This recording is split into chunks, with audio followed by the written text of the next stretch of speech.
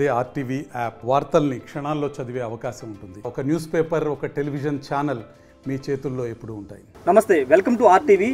ప్రస్తుతం మనం మచిలీపట్నం ఉన్నాం. మచిలీపట్నం వైఎస్ఆర్ కాంగ్రెస్ పార్టీ అభ్యర్థి పేర్ని కిట్టు ప్రచారంలో దూసుకుపోతున్నారు. ప్రస్తుతం పేర్ని కిట్టు ఉన్నారు, మాట్లాడదాం. ప్రచారం ఎలా జరుగుతుంది, మచిలీపట్నం నియోజకవర్గానికి సంబంధించిన గెలుపు అవకాశాలు ఏ విధంగా మాట్లాడి తెలుసుకుందాం. కిట్టు గారు నమస్తే సార్.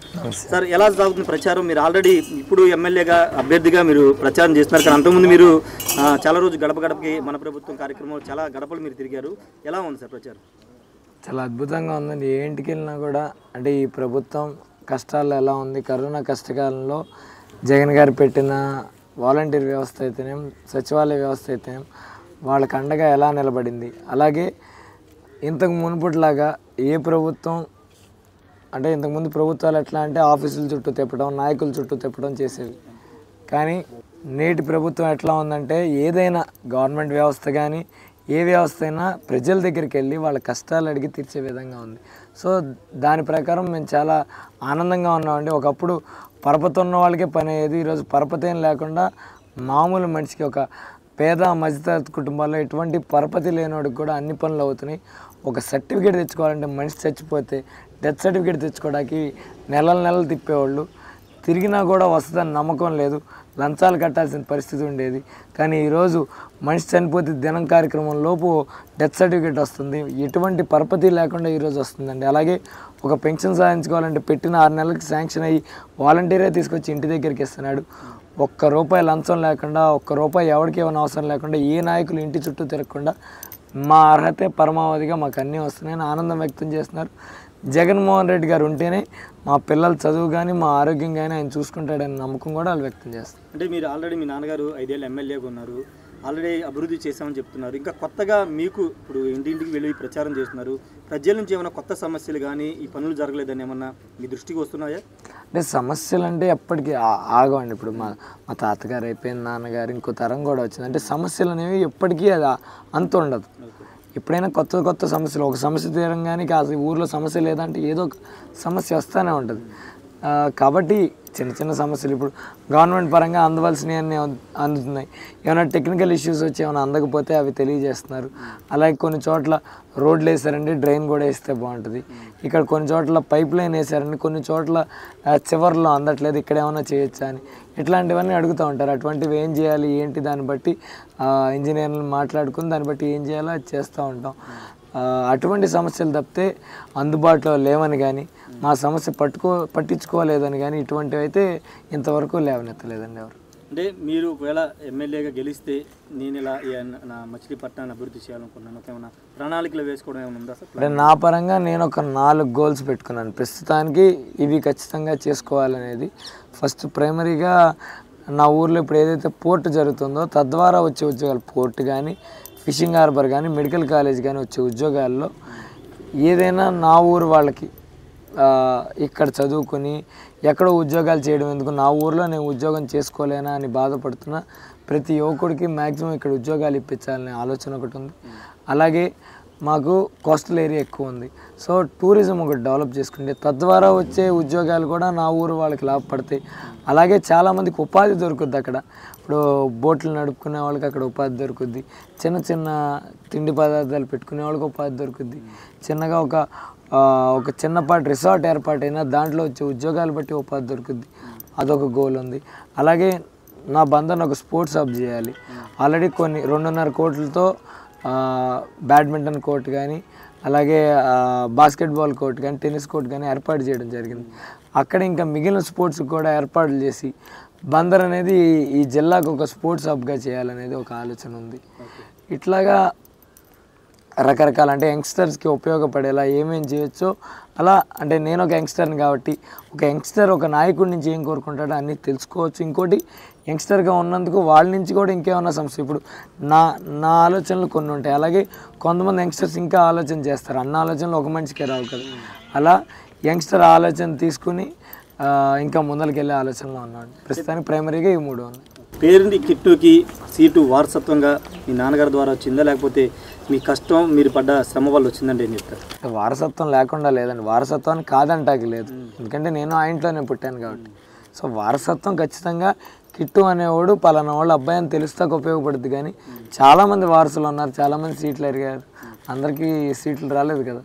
సో వారసత్వం అనేది మన మీద ఒక లైట్ పడతాక ఉపయోగపడుద్ది. కానీ ఆ లైట్ కింద నువ్వు ఏం చేస్తున్నావు అనేది పై అధిష్టానం గుర్తించి నీకు సీట్ ఇస్తుంది తప్పితే నేను ఖాళీగా ఇంట్లో కూర్చొని పడుకుంటే నేను పలానా ఆయన కొడుకుని కాబట్టి వీడు బాగా మంచిగా పడుకున్నాడు అని ఇచ్చారు కదా.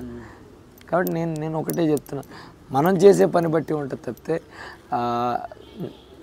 మీరు అన్నట్టు వారసత్వం అనేది ఈ మనిషి ఇలా అనే ఈ మనిషి ఒక ఉన్నాడు అని తెలియక ఉపయోగపడుతుంది. కానీ మన పనితనం లేకుండా మన హార్డ్ వర్క్ లేకుండా ఏది అవ్వదని ఒక్కటండి. మా నాన్నగారు ఏనాడు నా కోసం సీట్ అడగల.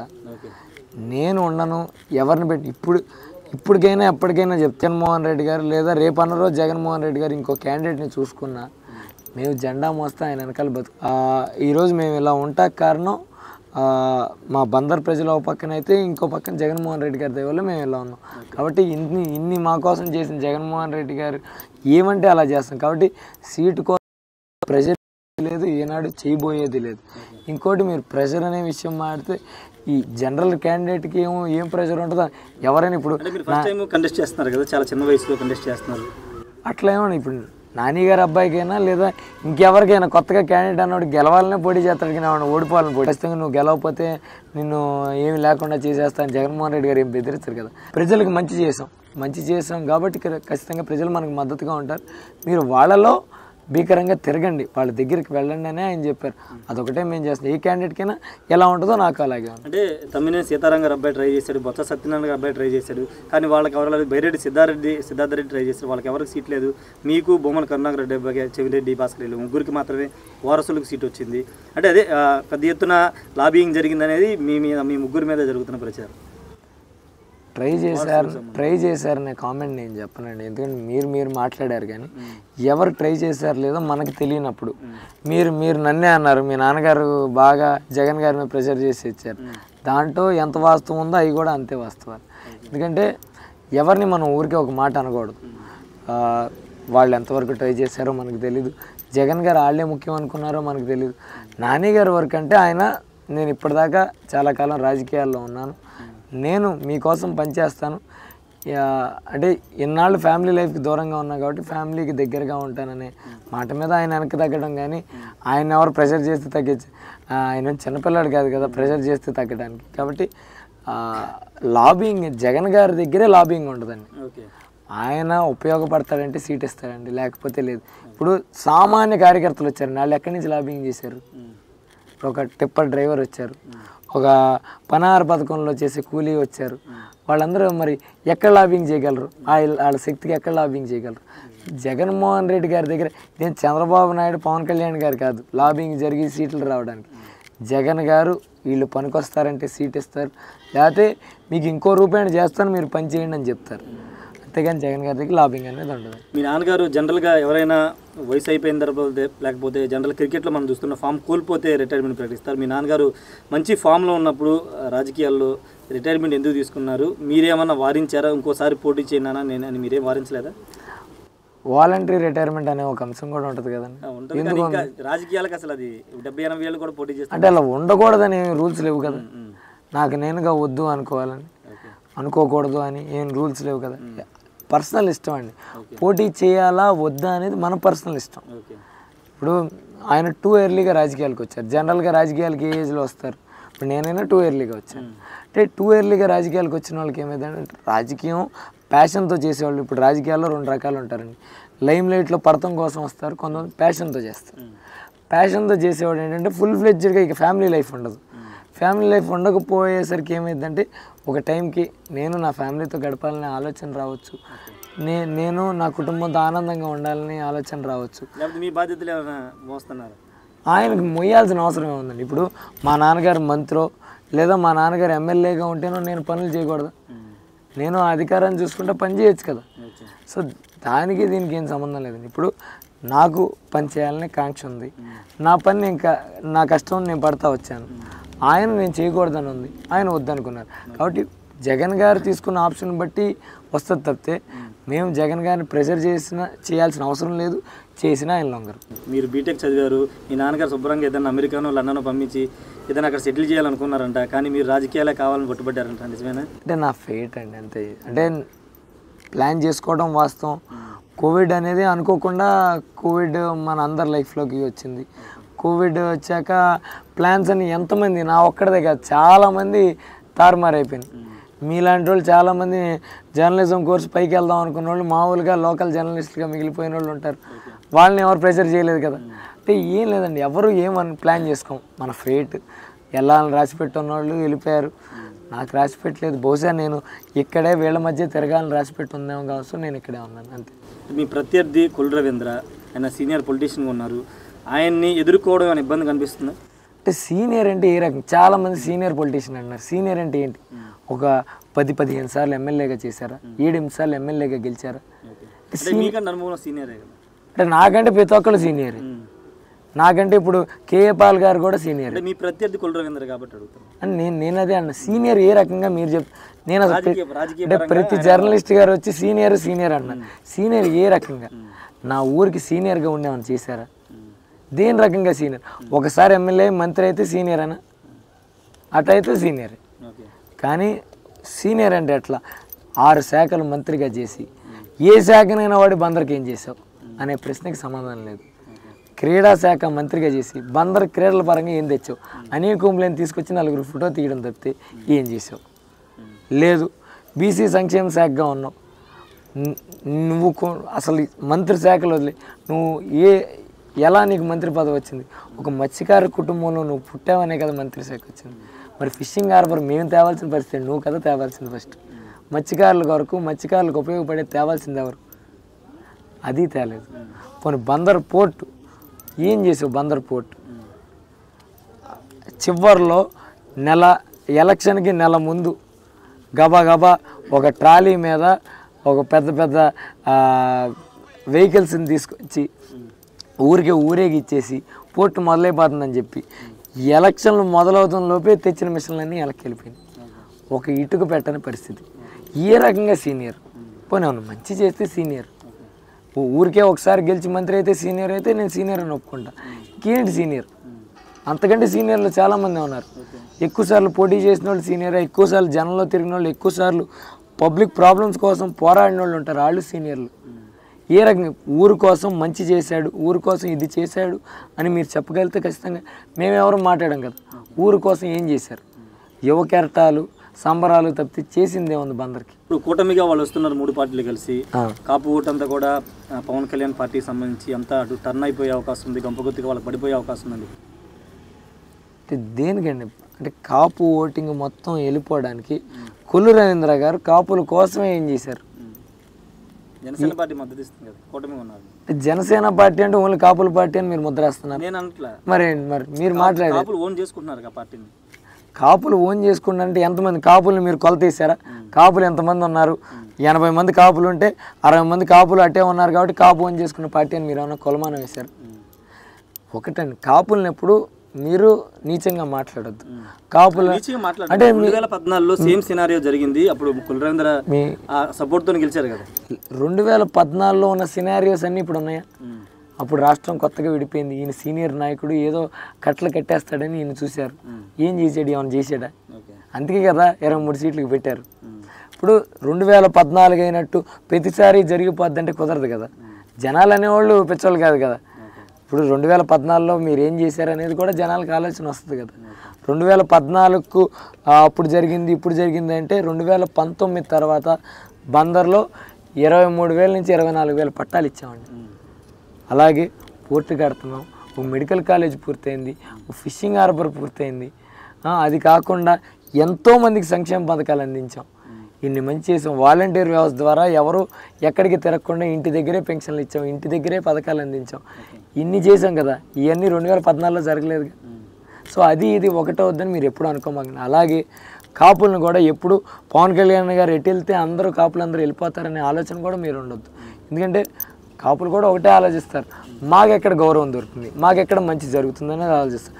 నిజంగా పవన్ కళ్యాణ్ గారిని ఇష్టపడే కాపులు కూడా ఆయన ముఖ్యమంత్రి అవుతానంటే ఆ కాపులు వెనకెళ్తారు. కానీ చంద్రబాబు నాయుడు ముఖ్యమంత్రి చేస్తాం, మనం కామ్గా ఉండాలి, మనకు ఒక 21 సీట్లు మొహాన్ని కొడతారు, దాంట్లో 11 మంది కూడా చంద్రబాబు నాయుడు దగ్గర నుంచి మన దగ్గరికి వచ్చి కండవాళ్ళు కప్పేసుకుని వాళ్ళే నుంచుంటారు. అంటే రాష్ట్ర ప్రయోజనాల కోసం ఆయన పదే పదే చెప్తున్నారు.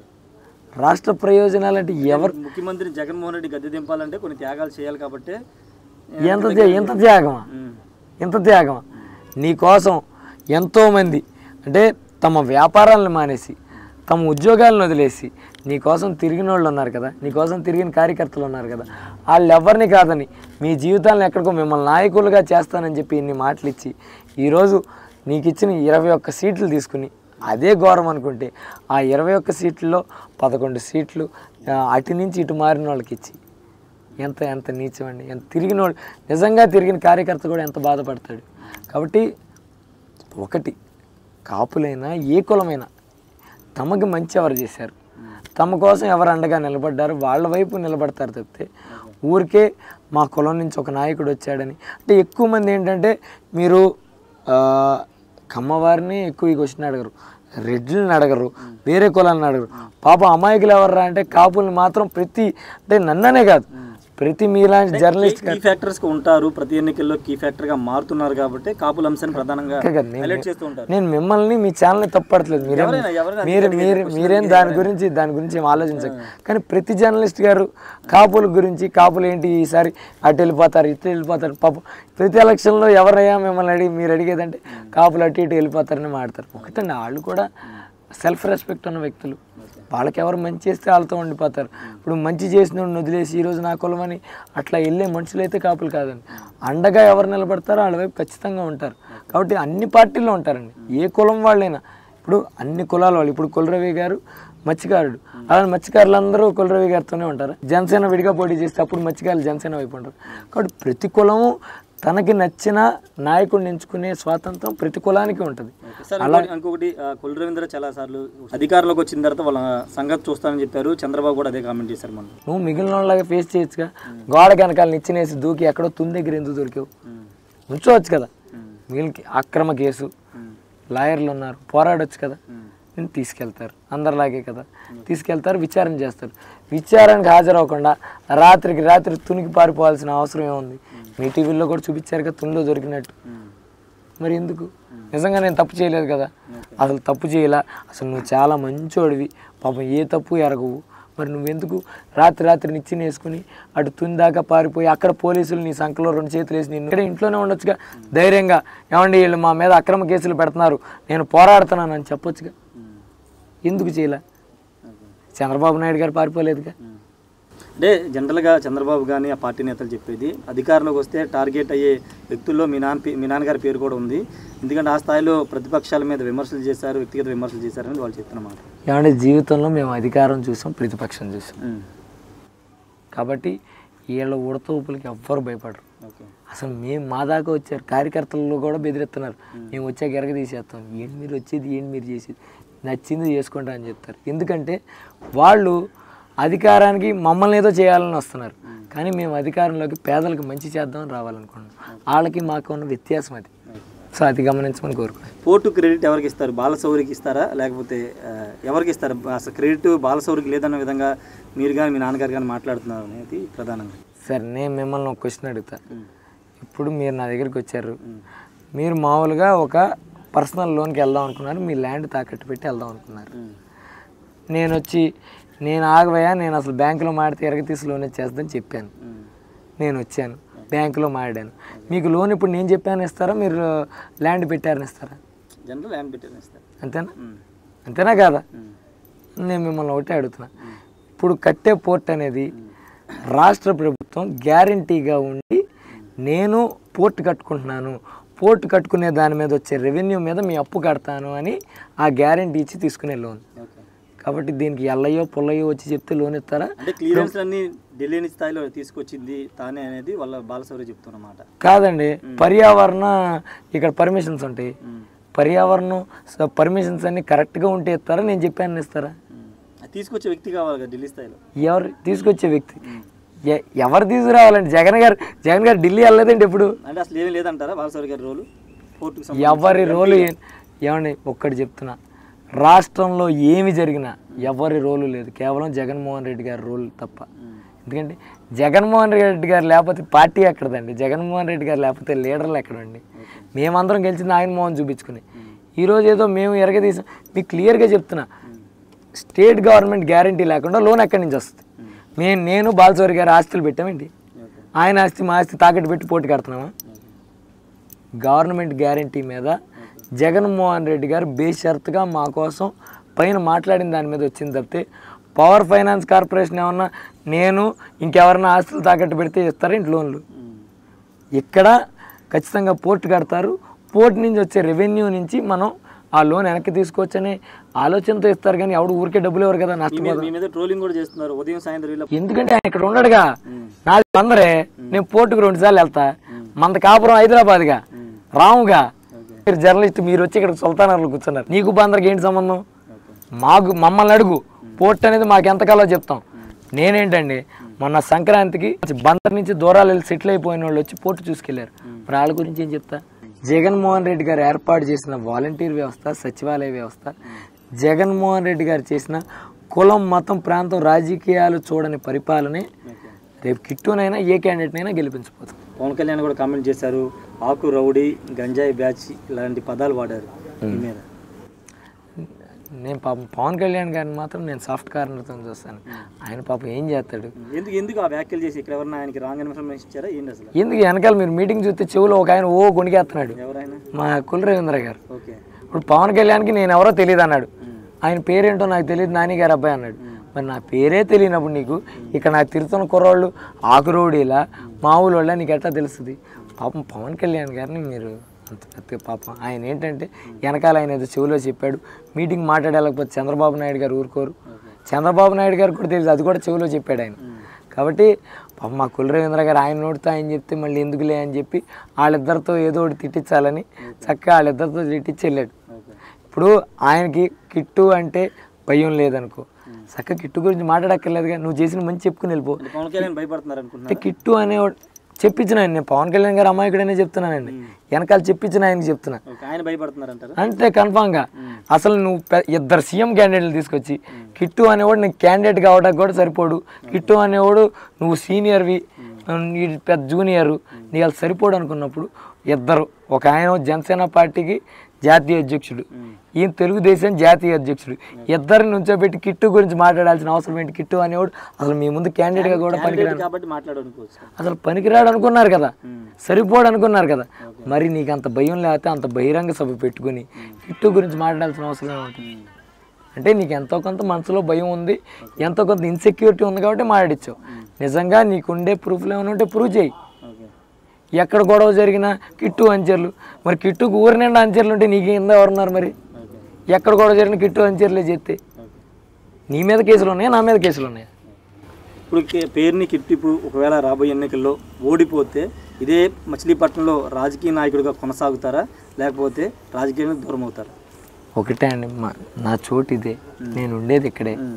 ఇప్పుడు కిట్టు మంచి స్థానంలో ఉన్నా ఎక్కడున్నా కూడా ప్రజలకు అందుబాటులో ఉంటాడు. ఈరోజు అధికారంలో ఉంటే కిట్టు ఎక్కువ మందికి సహాయపడగలుగుతాడు, ప్రతిపక్షంలో ఉన్న ఎవరు మాటలైనా వినపడ్డాక ఒక గొంతు అవుతాడు. ఎందుకంటే కిట్టు నమ్మి ఎంతమంది బయటకు వచ్చి కదులుతున్నారు. కదిలినప్పుడు నేను ఓడిపోగానే ఇంటికి వెళ్ళి దాక్కుంటే లేదా కాపురం తీసుకెళ్ళి విజయవాడలో పెడితే అవదు కదా, నా మీద నుంచిన క్యాండిడేట్ లాగా. నేను కిట్టు అనేవాడు గెలిచిన అందుబాటులో ఉంటాడు, ఓడిపోయిన అందుబాటులో ఉంటాడు. ఎందుకంటే కిట్టు ఇల్లు బందర్లోనే ఉంటుంది, కిట్టుని బందర్లోనే పట్టుకోవచ్చు. నేనేం కాపురం విజయవాడలో ఉండను కాబట్టి.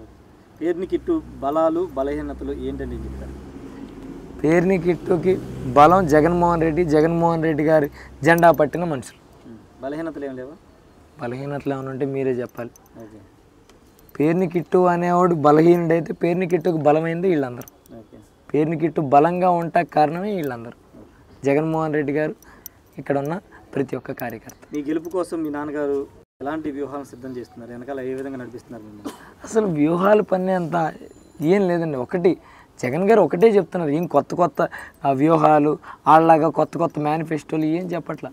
మీ ఇంటికి మంచి జరిగితే ఫ్యాన్ గుర్తుపైన ఓటేయండి, లేకపోతే వద్దు అని చెప్తున్నారు. ఇలా దమ్ముగా ఓటు అడిగిన నాయకుడు మీరు రాజకీయాలు ఎప్పటి నుంచి చూస్తున్నారు, నాకంటే వయసులో పెద్దవారు, ఏ నాయకుడైనా ఈ మాట. కాబట్టి అదొకటే వ్యూహం, ఇంకేం వ్యూహాలు లేవు మాకు. అంటే ఓన్లీ సంక్షేమం ఇంటికి ఏం చేసామని నమ్మితేనే ఓటైనని చెప్తున్నారు, కానీ అభివృద్ధి అనేది ఎక్కడా పట్టించుకోలేదు, ఏదో సంక్షేమ పథకాలు ఇచ్చేసి ఏదో చేసేసామని చెప్పుకుంటున్నారు అనేది ప్రధానంగా చంద్రబాబు కానీ ఆ పార్టీ నేతలందరూ చెప్తున్నమాట. వాళ్ళు అన్నారు, మీకే కాన్ఫ్లిక్ట్గా అనిపించట్లా. ఇప్పుడు పక్కన బాలచౌరి గారేమో పోటీ నేను తెచ్చాను అన్నాడు, పోటీ పనులు జరుగుతున్నాయి అని అర్థం. మెడికల్ కాలేజ్ నేను తెచ్చానని చెప్తున్నాడు అబద్ధాలు, అయినా మెడికల్ కాలేజ్ అయిపోయింది. వాళ్ళ మాటలు వాళ్ళే కాన్ఫ్లిక్ట్ చేసుకుంటున్నారు. కాబట్టి ఒకటే చెప్తున్నా, బందర్ పరంగా మీరు డెవలప్మెంట్ గురించి మాట్లాడండి, సంక్షేమం గురించి మాట్లాడండి, రెండింటికి సమాధానం చెప్పడానికి మేము సిద్ధం. ఎందుకంటే గవర్నమెంట్ స్కూల్స్ బాగు చేశారండి ఈరోజు, అది డెవలప్మెంట్ కాదు. ఒక 5 ఏళ్ల ముందు ఎలా ఉండేది, ఇప్పుడు ఎలా ఉంది, ఒకసారి మీరే వెళ్ళి కళ్ళారా చూడొచ్చు. All the best sir. మొత్తంగా ఓవరాల్గా అయితే జగన్మోహన్ చేసిన మంచి చేసిన సాయమే మా కాన్ఫిడెన్స్ అని పేరుని కిట్టు చెప్తున్నారు.